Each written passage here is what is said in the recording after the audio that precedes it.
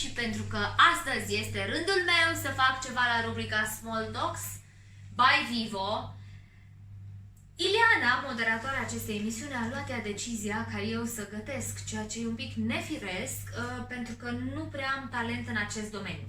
Înainte de toate să știți că am niște unghii dinte pauză lipsă gaură, pentru că nu am apucat să mi le fac, că nu știu să mi le fac, deci cât stau în casă așa o să fie. Acum că am depășit momentul, o să vă gătesc lucruri la care eu sunt maestră. Nu, la care sunt second best maestră, maestră sunt la făcut ceai.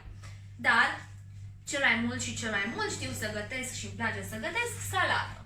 Așa că încep cu un strat frumușel de spanac. După care, stați că îmi trebuie o lingură. Acum, pun un pic de fasole roșie, că am înțeles eu că e foarte hrănitoare și îmi place foarte mult. Ce să vă zic?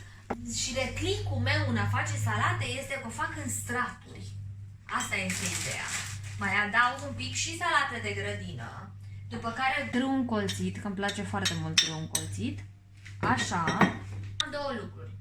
Pun ulei de măsline din belșug și mai pun o chestie, sirop pentru imunitate forte cu propolis și cu echinacea, pentru că acum pe mine mă interesează foarte tare să-mi cresc imunitatea.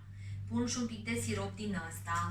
După care, stați că mai trebuie încă o lingură.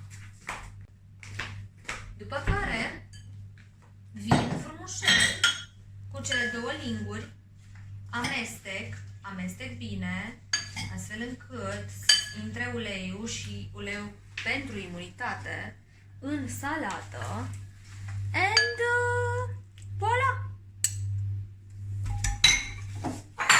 Am terminat salata. Claude, ai dărâmat bolul fit.